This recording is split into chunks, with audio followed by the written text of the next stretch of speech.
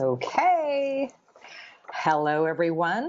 First of all, I'd like you to thank you so much for joining us on What's Your Story?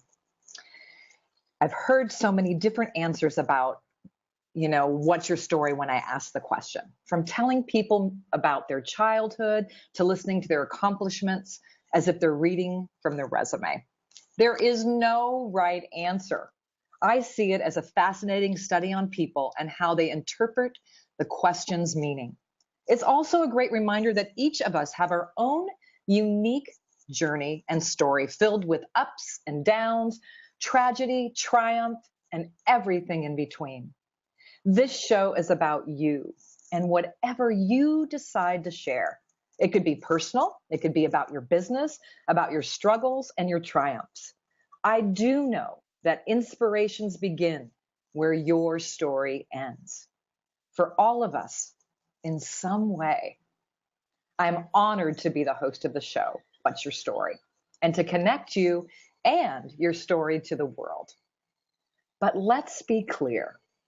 Everyone has their own unique story and their own unique journey. And what they did or didn't do is theirs to experience. There is no judgment here, no debate, just a period of time in someone's life that they've decided to share and give us the opportunity to listen. I call them courageous, confident, and caring people. People who are not afraid to talk about what they're doing or their ideas to help others. Thank you so much for tuning in. And as always, I appreciate your support. And today I have Adam Baca, and he is a long friend of mine that has been on the radio show before. He was on my show called Pay It Forward Radio.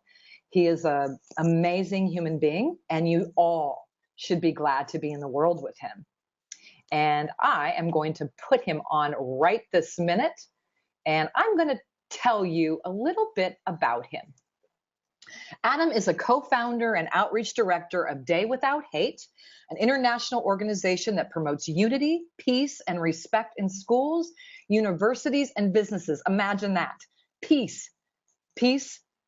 He is an international educator for high schoolers on social change making, leadership, and social entrepreneurship.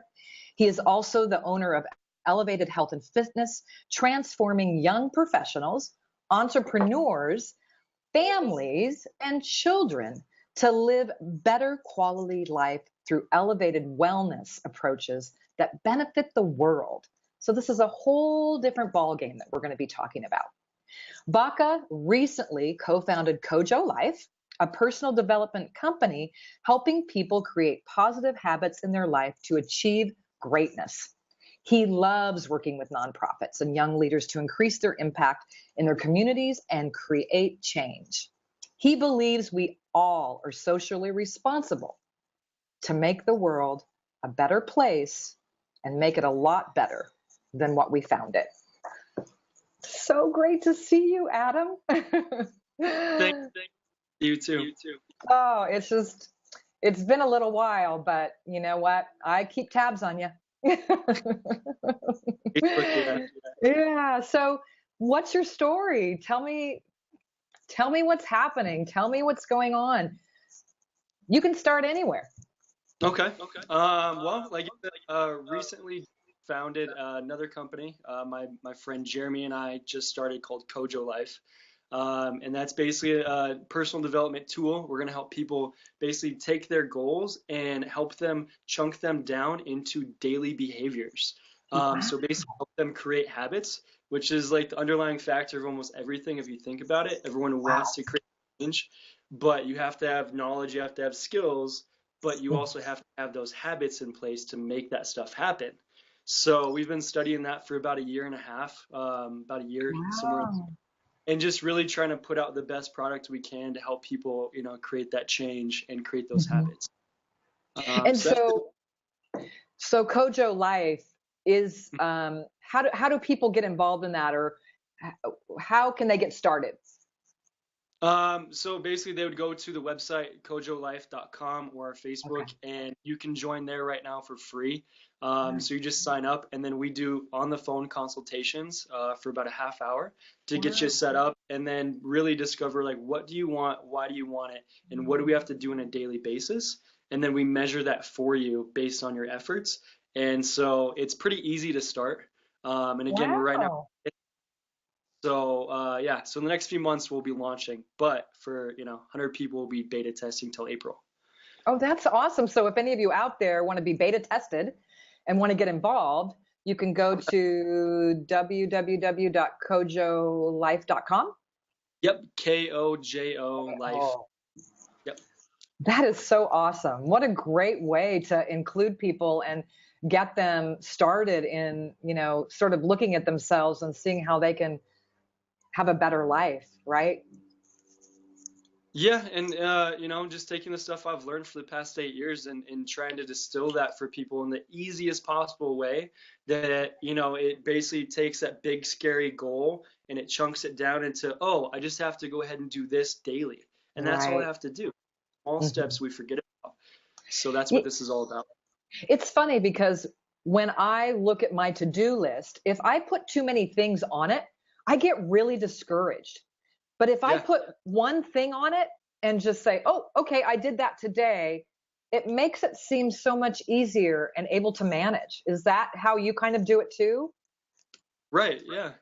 It's taking the big scary monster that we say, Right, hey, we're gonna accomplish that one day, but we have to have that timeline, and so we show right, people, here's your timeline, here's the reasons why, that fuel behind the reason why you want to accomplish it, and again, here's the small daily thing that you're forgetting to do, but we just have to do that day in and day out with intensity and intention, and your goal will happen. Goals are, they've been broken down. It's a scientific thing now. And so looking at neuroscience, it's how do we take that into the easiest possible way that the brain can conceptualize it. right, So, right. yeah. That's so interesting. I'm so proud of you. You're an amazing human being, Adam Baca. For God's sake, you sure are. So, what was your biggest influence when you were growing up? My biggest influence growing up, I mean, I had a few, but Mm, I'd probably say my family. My mom, my dad. My dad taught me a lot of really, really good lessons on how to treat people. Meaning that when we were, when I was like probably 2 or 3, I started going to a camp, and it was a camp for nice. special.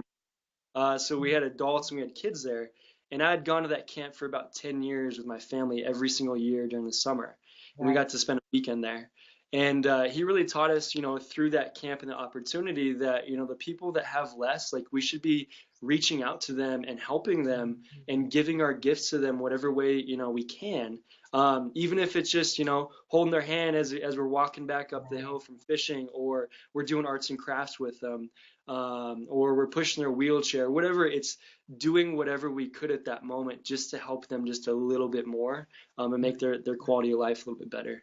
So Wow. that had a really, really big impact. And, not a lot of, kids or people get the opportunity. And that was probably a Mhm. big game changer for me, perspective wise. Yeah, I can imagine. So, I mean, as a young child, to be able to learn, giving back is quite a concept, I think, because when you're a child, you think about what you're getting next. Life is just so much fun, but to be able to give back and learn about how people do have less than you at quite a young age, it must have been very impactful for you. Very much yeah. so. Yeah. And so And, who do you look up to in because you're doing so many incredible things. I mean, who's someone mhm. that you look up to and sort of got you on your journey?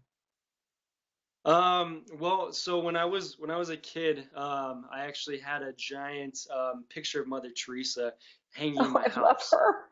Yes. right? So, everyone knows about her and how great she is and her story. But every single day I was kind of, I guess, ingrained and programmed, looking at this picture, and it was probably about 4 feet by 2 feet. So probably the biggest picture Wow. he's ever seen. My dad took it. My dad's a photographer. Oh, wow. he got to, be in her presence a few times. And so he took this picture, and every single day I would see her. And I guess over time I just started, thinking, well, what would she do, or how would she act, and how does she change the world? And she was just a humble servant. So Yeah. I think that kind of programmed me in a certain way.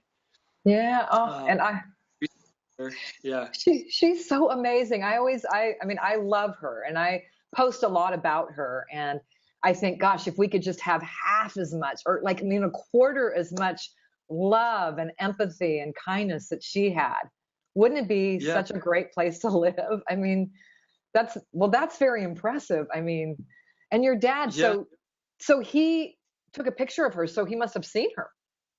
Yeah, he got to follow the Pope around and take pictures of the Pope, John Paul II, Mother Teresa, a lot of really big leaders, obviously impacting the world, the way we think and the way we behave and the way the world runs. So I guess I was always just like, wow, like there are really big people in the world doing great things, and all they're doing, they're just helping people. That's what it comes Right. down to, being selfish. Right, Yeah. right. Well, no wonder your dad, sort of had you looking at the world in a different way because of his own travels and his own ability to move around in the world with people that were making a difference. So it sort of carried over into your life as well, it sounds like. I mean, how wonderful is that? Oh my gosh. Um, Yeah, pretty lucky. I mean, so there's something about people like you that I have to ask. Okay. Because not everyone is like you. Not everyone wakes up in the morning and says, wow, okay, I'm having a really crappy day, but I'm going to make the best of it. I'm having a really crappy day, but I am going to go out and see if I can do something nice for somebody else. I really just want to go back to bed and just forget about everything. I don't really have to be nice to people. I don't care about people. People suck. I Yeah. mean, what why is it so ingrained in you to help Hmm. others? Why is that so ingrained in you? Because I know it is. Hmm. Um, well, I don't know. I think that again, like going back to the Mother Teresa picture, and just seeing her every single day of this is what she did and this is what her life's legacy was about.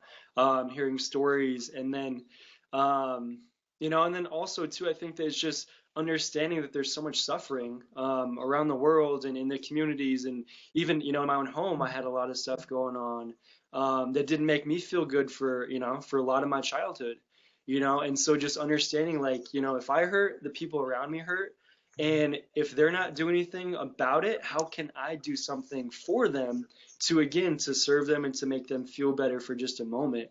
But if it's a little bit longer than a moment, then even better, right? Right. So, Exactly. so just Yeah. understanding, somebody's got to go out and reach out to people, because a lot of people are not. They're just suffering, and suffering is when you're focused on your own pain, right? Right. But pain, it's like you can get rid of that, and that's when you actually go out and you look at, well, how can I serve this other person that is suffering? Your own suffering goes away automatically, Yeah. So it's almost, I guess, now that I think about it, it was almost a cry for help, or a reach for me to get rid of my suffering, was to go and help other people. Yeah. So yeah. Well, which carries over into youth, because I'd like you to talk a bit about this because you've really made a difference with youth in the Denver community and beyond just recently. So Yeah. share with us about the youth and why it's so important you think it is to help youth and to give them, hope and love and care. I mean, the important reason is really because, again, they're the future, and we do have to start investing in the kids right now, and if we do not, then we're going to be in worse trouble than we are. And so I think the whole factor of people want to change the world, it's like we have to help the youth because they are the future.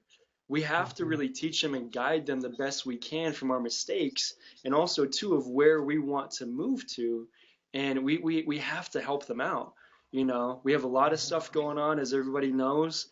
But if we just keep focusing on the negative and no one's doing anything, it's Right. not going to be good. So I'm trying to, I guess, keep on top of the powerful wave. And I was thinking of the youth as a sleeping giant. That's kind of a Mm. metaphor for them, because right now I don't think that they know the power that they do have in their hands. And they're kind of sleeping that way. They're dormant. But once they wake up to, oh my gosh, I have more power than any other generation ever in the history of the world, that they can actually make that step forward and start to make those changes that we're seeking. And So, what do you do to help them make those changes? I know you do a lot of stuff. So tell us what you yeah. do to help the youth in the community. Yeah. Well, I mean, what, 2 years ago, 3 years ago, I was on your other radio show for A Day Yeah. Without Hate. And Yes. Tell us about it. okay, so A Day Without Hate, that's kind of, I guess, what started my career, if you will, with helping youth and mentoring them. Back in 2017, when I was a senior in high school, 10 years ago. So look like I'm in high school now, but basically, You do. That's a good thing. yeah, most of health and fitness has helped me keep me That's young. right. That's right. Yeah. So 10 years ago, Virginia Tech, the school shooting happened, and 12 of us, we came together and we said, we're going to go ahead, we're going to make an impact, or at least we're going to make a choice to go ahead and slow that down and to stop school shootings in our own school. So we did our own fabrication of what we thought would be kind of like a perfect day. And that turned into A Day Without Hate. We said there should be at least one day that no one's allowed to hate each other, because that's like every single day, and everyone Yes. just tolerates. Hmm. No one says, why are we doing this? This model of hate doesn't work. We need a different model that's successful.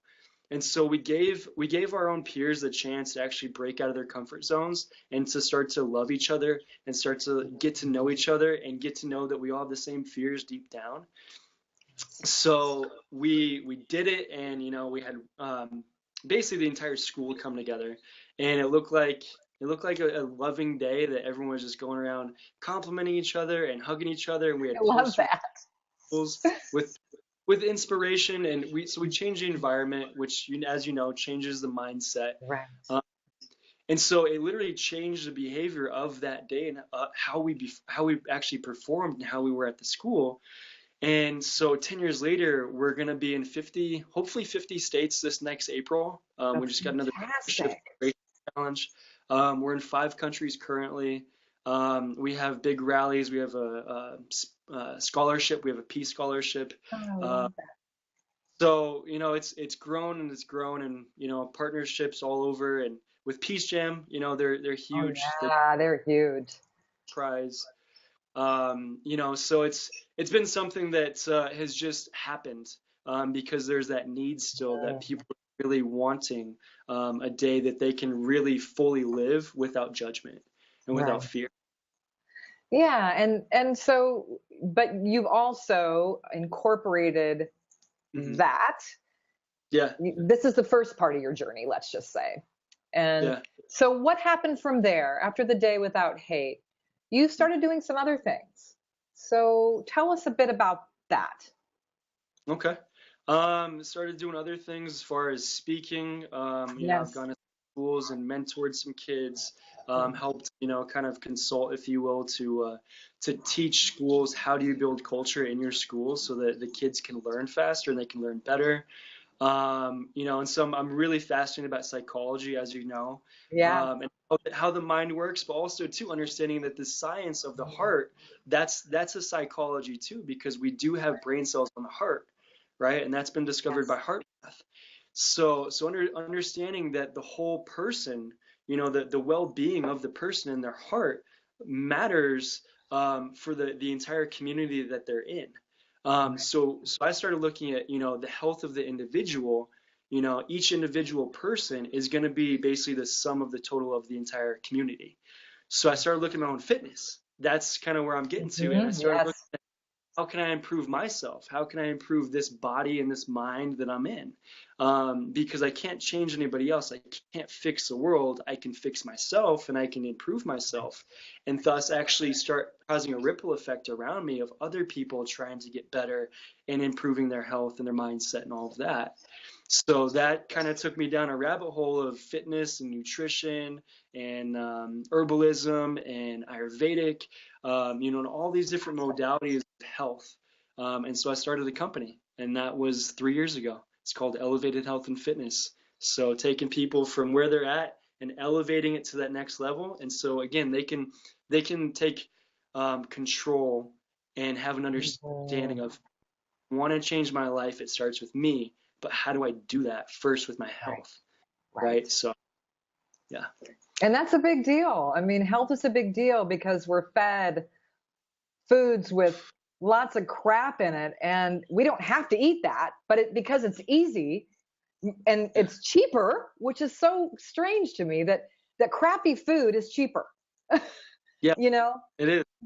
and I see you, telling people how to make really great healthy smoothies and how to eat. And so if someone signs up with you to do elevated fitness, tell us a little bit about the program because it's very fascinating to me. Okay. So I have a few different programs. I teach in schools and I do families. I teach families how to take care of themselves and their kids. But a recent one that I've just came out with is called the 30-day transformation challenge. A lot of people are looking for transformation. So I'm taking my executive program that's usually 3 to 6 months and I'm distilling it to 30 days and teaching people really how do you gain momentum and progress back in your life? Again, with your own health and your mindset. And how do we build those habits? So the 30-day challenge is something I think that people have been waiting for, meaning that I think a lot of people are getting sick of the products and the pushes of buy this and take this, and this protein will change your life, and go beast mode and all of that stuff. And so, I've been there, I've done that, and I know it doesn't work. I've invested my money and I've been broke on it. So I think that people are really waiting for, well, what do I really eat? What do I put in my mouth? How do I move my body? And how do I actually think in a proper way and to build a relationship around my health? Because products don't build a relationship. It creates that dependability on something else. And so this is my program or my challenge to people of build your relationship back with yourself and with your environment, aka your food, right? And drop the supplements. You don't need supplements. Okay, we're a society that eats supplements like food and thinks like crazy. It doesn't work that way.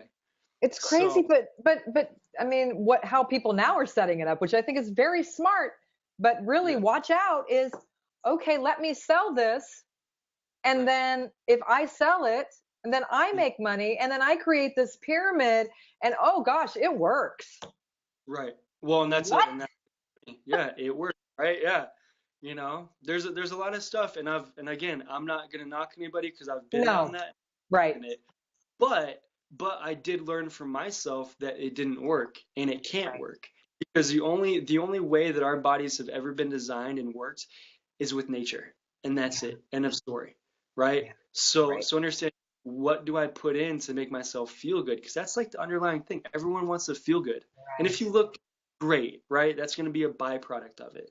But really, everyone's about, I want to feel good again. I've lost that feeling of I'm happy, I'm satisfied, and fulfilled. Everyone's still like looking for that thing, and they don't know what it is, but it's their health. Really, it is. I agree with you 100% because when I first moved to Thailand, boy, I went crazy on Thai food and ate so much rice that I thought I was going to burst, which is really, I mean, the food here is fantastic, but you still have to watch it. I mean, rice turns to sugar.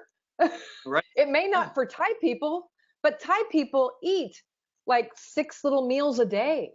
They, you don't see a lot of overweight Thai people because of the way they eat. But for me, when I got here, I had to find my groove because food is different. Not everything is organic like it is in the States. And, being able to go to the gym and just release all the toxins that we carry around. So I hear you. Totally. Exactly. Yep. We got to let that stuff out because it just keeps building up. And that's, again, why I believe that we're so sick is we are always looking to consume the next thing, but we're never looking at, how do I get the stuff that's making me sick already? How do I get that stuff back out? How do I reset this whole thing, and get a clean slate so I can really feel what health is? Yes. And so you basically work with your clients and you set up a program for them, specifically for them, and work with them for like a 30-day period. So Or how does it? 30-day. The 30-day is more of a guidelines because Got it. when most people start, they don't need anything too customized. Although I Right. do customize the training program for people on this. Got it. The thing is that people just need to gain momentum. They need the basics. First. And so that's what I'm teaching in the 30-day. Is really what is the basics? What do you need to know to lay that foundation? Because you need to build a lifestyle around it, meaning you need to build habits and Right. behaviors around that versus just, again, let me go ahead and go as hard as I can, which leads to burnout. So I Right. customize it as much as I can for the 30 days. So I don't break that person, but they have the foundation. And then as we keep doing it at 60, 90, then it definitely gets more customized. Yeah. That's Yeah. awesome. Because the first thing is I saw you do a little video just recently about, okay, is everybody still out there? Have you lost sight of your goals? Because Yeah. that's kind of what happens too. At the beginning of the year, we have all these great ideas that we're going to get healthy and we're going to eat good. And then by the second week, you're like, you know? Right. So it is that momentum that you're talking about to keep that going. Well, yeah, and I was talking to somebody in the gym. That's kind of how that video came about, was that people are what they're missing when they set a goal. Right. Again, know how to set a goal, so I teach them that in the 30-day challenge. We're going to set goals in the foundation of, again, the mindset. But what I provide it is focus and structure. That's why people fall off Yeah, track. they Don't do. accomplish things that they say they're going to do. They don't have focus of this is what I'm actually aiming for. They're very vague.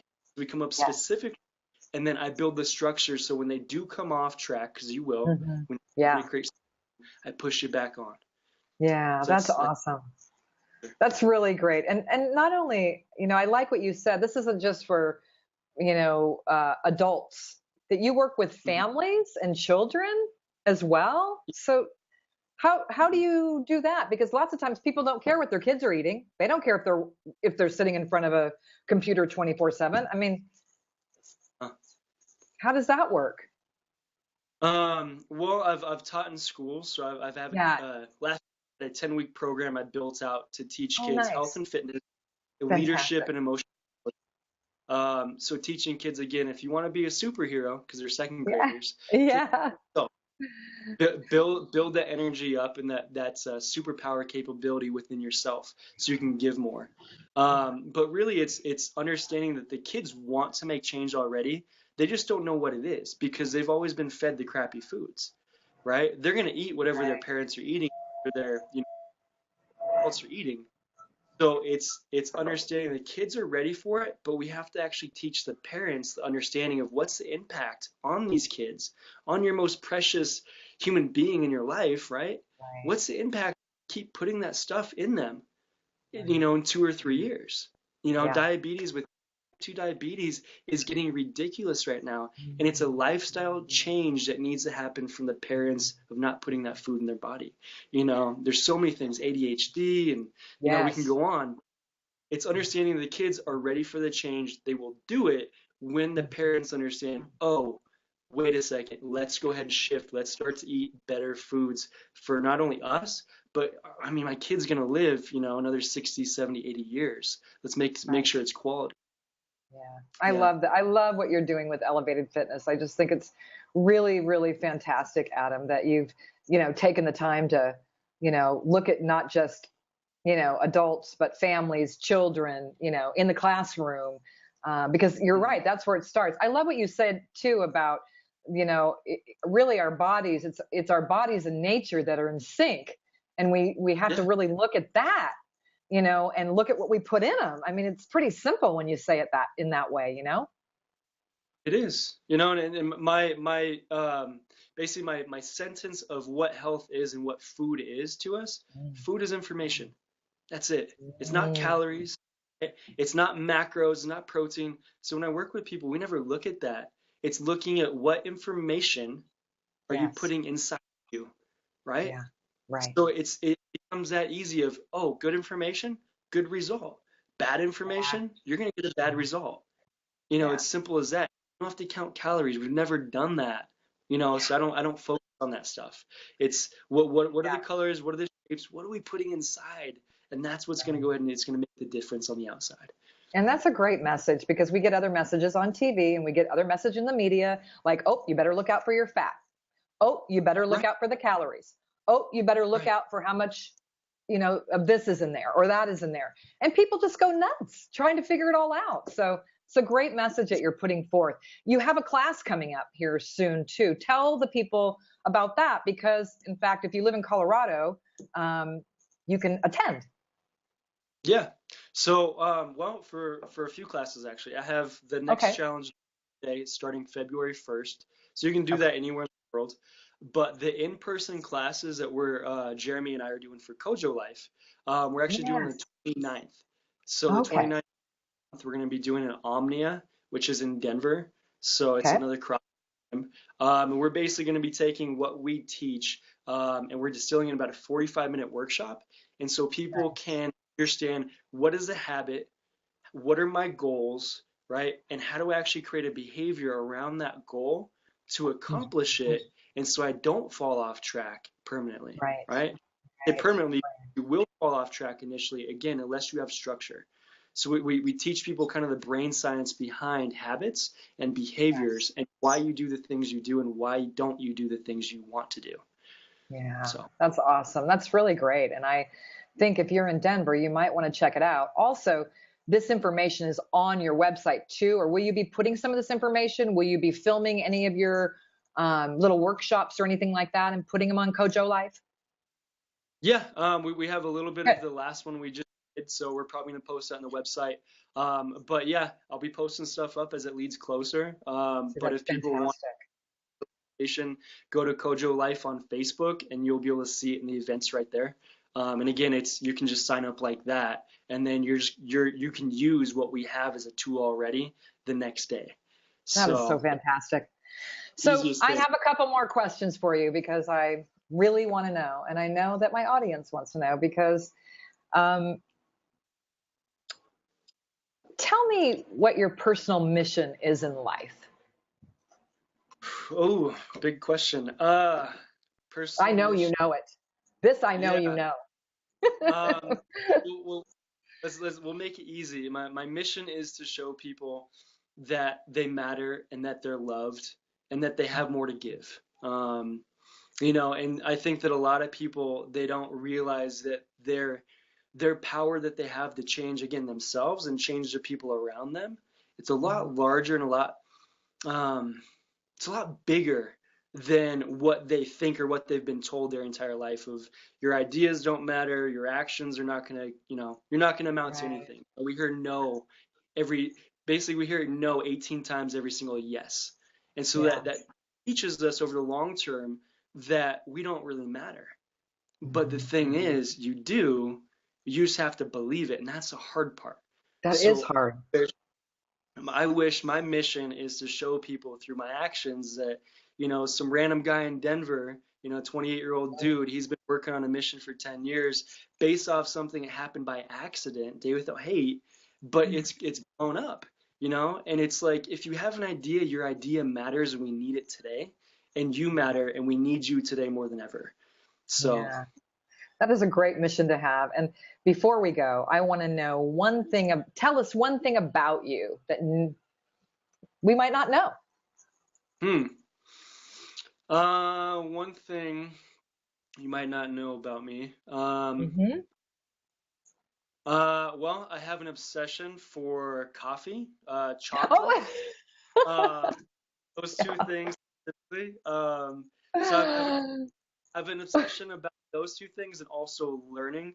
Like I mean, spend 48 hours straight just learning about the mind. Mm, that's so Uh, awesome.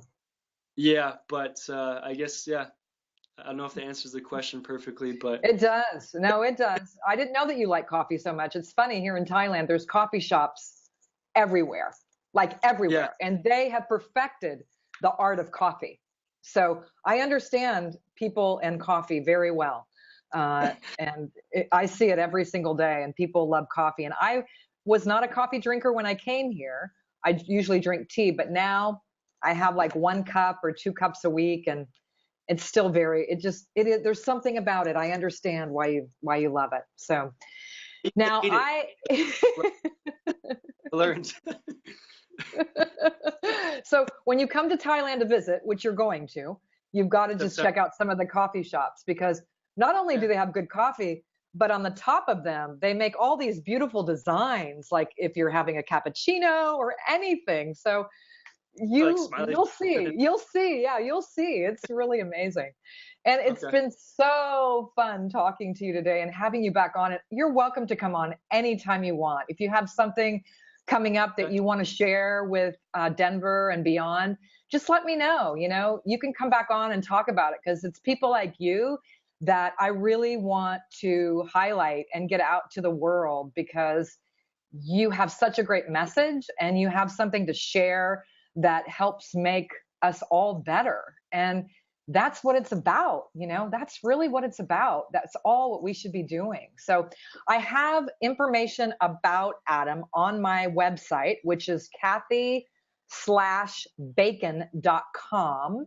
And I have an area on that blog that shows your information, how to get a hold of you. And I have Kojo on there. .com. And is there an email that you would want people to email you if after they've seen this, to maybe get a hold of you? Because this does happen. Yeah, I'll just give my primary email. It's Adam@elevatedhealthandfitness.com. Perfect. So that's much what I use for everything. And then that will be able to reach me. So yeah. So if any of you saw something here today that has inspired you, or you want to contact Adam, it doesn't matter if you live in Denver or if you live somewhere else in the world, he can still contact you. As you can see, I'm in Thailand and he's in Denver right now, so it's not hard. Please, get a hold of him and connect with him, because he's a good person to connect with. And I can't tell you how happy I am to see you and to spend some time with you again. It's really been wonderful. Thank you. Thank you so much for coming on. And I just know that I'm going to see you again soon. That's all there is to it. So thank you all for tuning in. I appreciate that as well, and all your support, because this is about what's your story. And today you heard Adam Bacas. So thank you. Thank you very, very much. Goodbye. Thank you, Kath. Goodbye, Adam. Okay. Bye.